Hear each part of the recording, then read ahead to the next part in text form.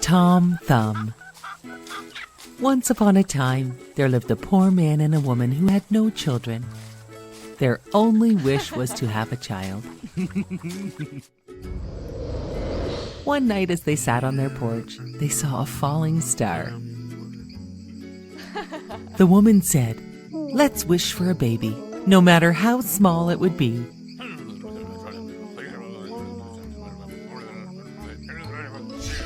Seven months passed and their wish came true. A child no bigger than a thumb was born. Because he was so little, they called him Tom Thumb. And they loved him with all their hearts. Tom became wise and nimble, but he never grew in size. His parents were very careful to make sure nothing would happen to him.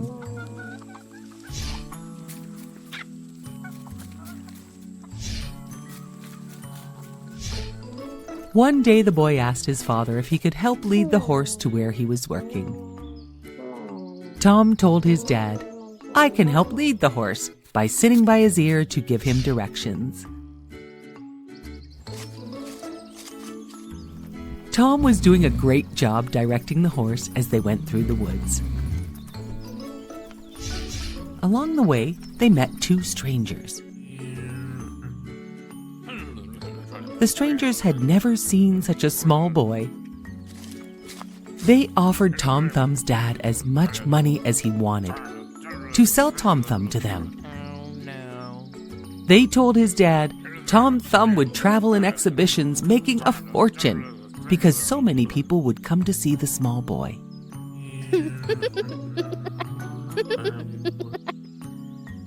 Tom Thumb's dad was upset and told the men Tom was not some jester and he was not for sale.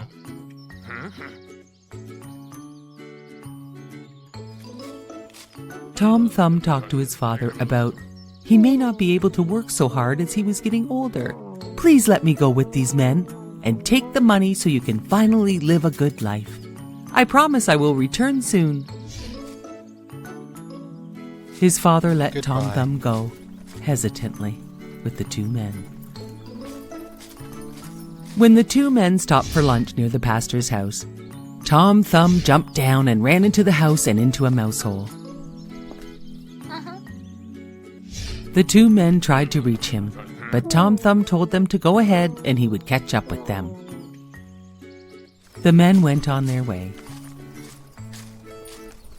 Tom Thumb decided to stay the night in the mouse hole. Just as he was about to fall asleep, he heard some voices. The voices were that of robbers who were going to rob the pastor's house. Tom Thumb had an idea to save the pastor's house. He started to speak, but the robbers could not see him because he was so small.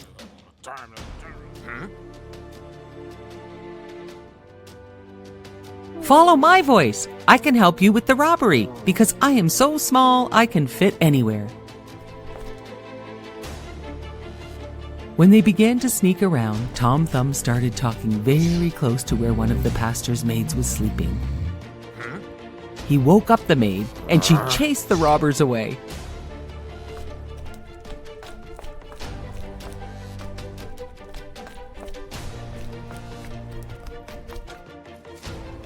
Tom Thumb went to lay down in the hay in the barn to get a good night's sleep. When he awoke in the morning, he realized the cow had eaten the hay, and Tom Thumb was stuck in the cow's stomach. Tom Thumb began to yell for help. Tom Thumb managed to escape from the cow, only to be gobbled up by a wolf who was sneaking around the barn. Tom Thumb whispered from inside the wolf that he knew of a house filled with ham and bacon, and he could lead him there.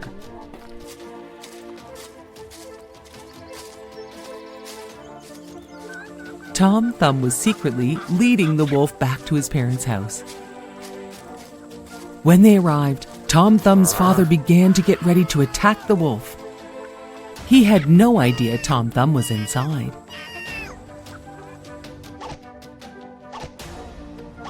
All of a sudden, he heard Tom's voice. Tom was rescued from the wolf by his father, who promised never to sell him again. Not for all the riches in the world.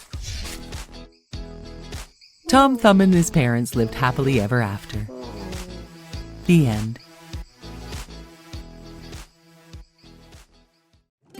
Once upon a time, a lovely mermaid named Ariel rescued a drowning prince from a shipwreck. Ariel's father had forbade her to swim to the surface, but she had to save the prince.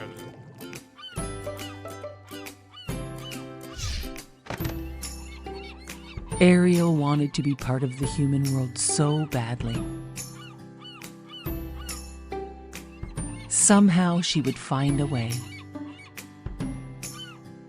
As she touched the prince's face, she wished with all her heart that she could stay on the beach and dance with this man of her dreams.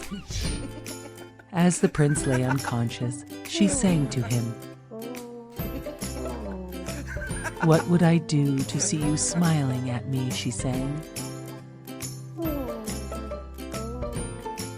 Her father's trusted friend tried to convince Ariel that being under the sea was her home, and she would be much happier living her life there instead of the human world. The Sea King had asked his friend to keep an eye on his daughter.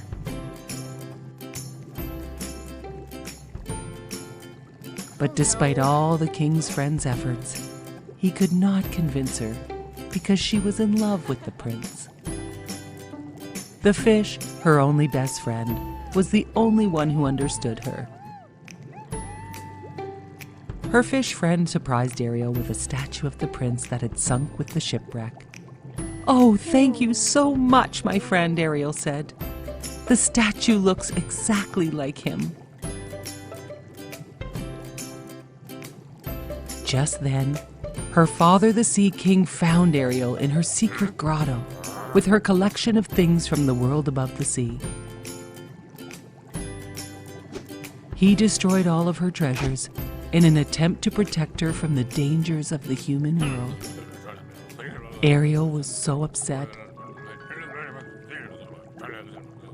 Oh no. She sought out the help of the Sea Witch. The Sea Witch made a deal with Ariel. In exchange for the mermaid's voice, the witch would transform Ariel's mermaid tail into legs.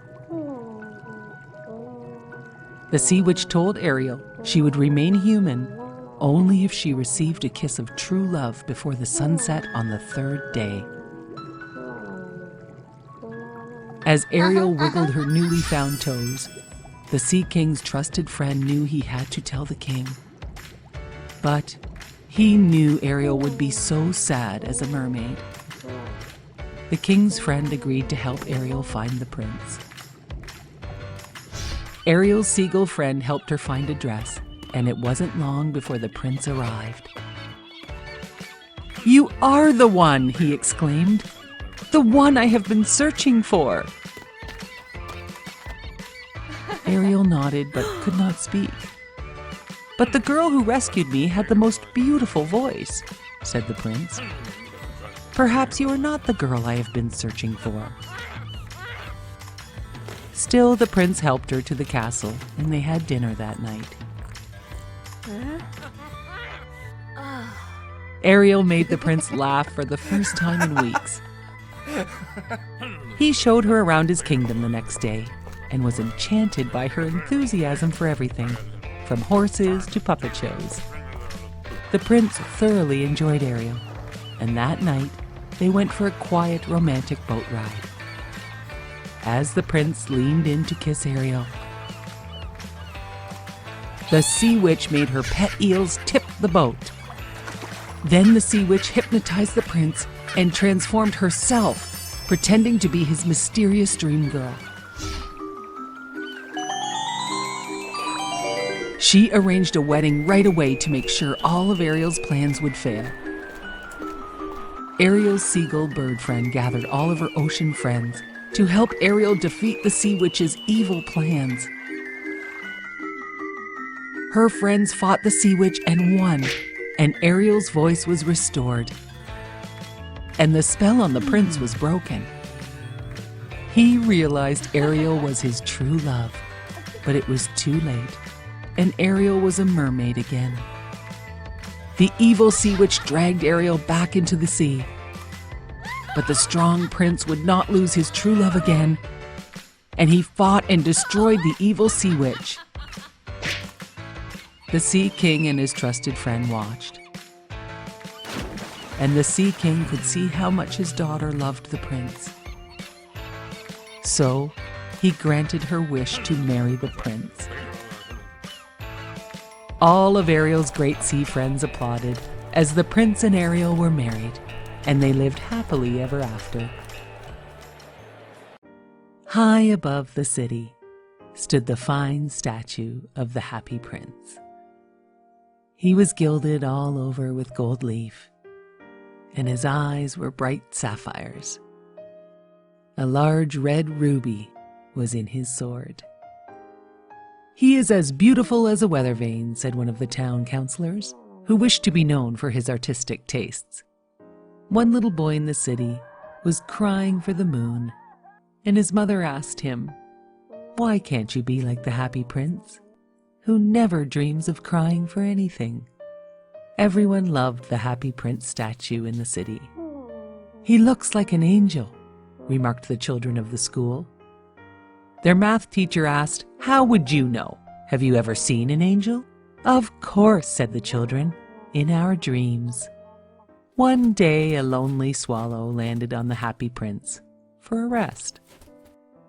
He nestled in between the statue's feet to go to sleep. But just as he was about to fall asleep, a large drop of water fell on the swallow.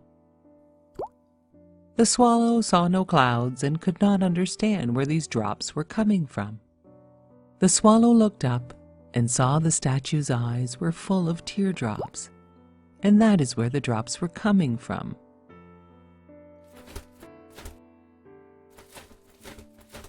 "Who are you?" asked the swallow. "Well, I am the happy prince," said the statue. "Why are you crying?" asked the swallow. "I was a happy human prince my whole life, and when I died, they put me up here to see all the city's sadness, and so I weep. I can see a very sad seamstress, who has a very sick son. She is so very poor. Swallow, swallow, will you bring her the ruby from my sword?" asked the happy prince statue. "Oh, but I must be leaving to meet my swallow family," said the swallow. "Oh, swallow, swallow, little swallow, will you not stay with me for just one day and help me?" The swallow agreed to stay and help to be the messenger for the prince. He flew the ruby to the seamstress's house in the night and laid the precious red stone beside her thimble. He cooled her sick child with a flutter of his wings, and the boy began to feel better. The swallow flew back to the prince to tell him all was done. "I will leave tomorrow." "Please, swallow, stay one more night to help me," the happy prince asked the swallow. He asked the swallow to take one of his sapphire eyes to help a poor playwright to finish his play. The little swallow snuck into the playwright's room and left the sapphire. The playwright was overwhelmed and could not believe his luck. The swallow returned to tell the happy prince how happy the playwright was. The swallow said goodbye, but the prince asked for his help again, to give his other sapphire eye to the little match girl in the square below. "But if I pluck out your eye, you will be blind." "Do not worry, little swallow.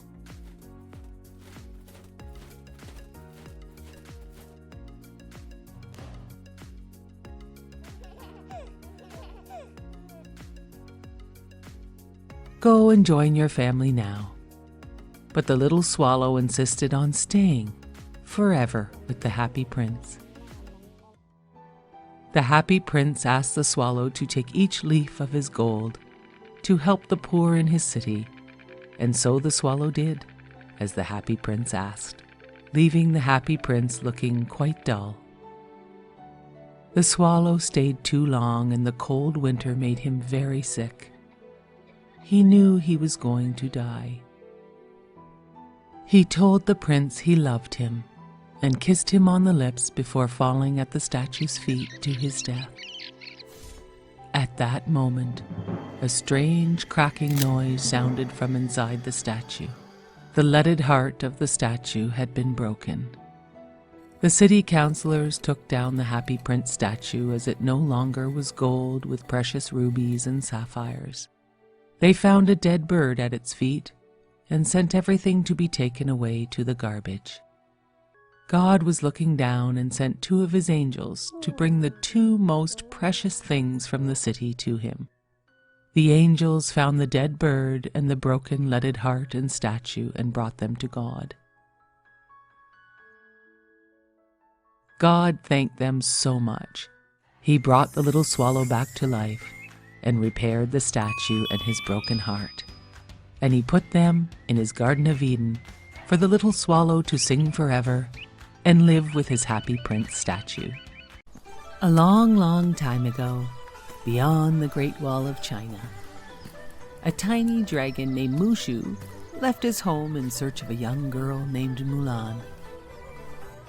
Mulan had cut her hair and dressed as a man to take her place in the war against the fierce warrior Huns. Mushu the dragon was supposed to guard and protect Mulan. "Walk like a man, legs apart," advised Mushu as she entered camp. "Punch the guys in the arm, they seem to like that. Call them nicknames and spit a lot." Every time Mulan followed Mushu's advice, Mulan caused more trouble. Soon all the new recruits were fighting. The camp was in total chaos. When Captain Chang arrived, Captain Chang asked Mulan her name. As Mulan tried to disguise her voice as a man, she told Captain Chang her name was Ping. Captain Chang was a strong and skillful leader. Mulan felt inadequate, but she worked hard and used her mind to finally win Captain Chang's respect. All of the soldiers admired Ping's determination and hard work. She inspired them. Not even her best friends knew that Ping was a woman. One day, Captain Chang led his troops to join the Imperial Army. Mulan and her friends sang songs, but sadly, their good cheer ended when they realized the army and their village were in ruins. Captain Chang was extremely upset when he realized his father, the general, had been killed in the battle. Mulan tried to comfort Captain Chang, but the Huns returned. Mulan proved to be a great and courageous soldier. Mulan, with Mushu's help, caused a huge avalanche that buried the enemies. Even though Mulan was wounded in the battle, she was still able to jump on her horse and rescue Captain Chang from the oncoming snow. As Mulan's soldier friends helped Mulan and Captain Chang back to safety, Captain Chang awoke and looked at Mulan with admiration. "From now on you have my trust," he said, and he thanked her. Mulan's smile soon turned to pain, and as her wound was treated, everyone learned the truth about Ping. They all found out Ping was a woman. At this time in China, Mulan's deception was punishable by death. But Captain Chang spared her. "A life for a life," Captain Chang declared. Feeling rejected, Mulan watched as the troops marched away, leaving her alone with Mushu. With a sad, heavy heart, Mulan confided in her friend Mushu that she just wanted to do things right, so that when she looked in the mirror, she would see someone worthwhile. "But," Mulan said, "I was wrong. I see nothing." Mushu tried to make Mulan feel better and confessed he had set out to make Mulan a hero so he could regain his position as guardian. "At least you risked your life to help people you love. I risked your life to help myself," said Mushu. Mulan hugged the little dragon. How could she be mad at such a friend?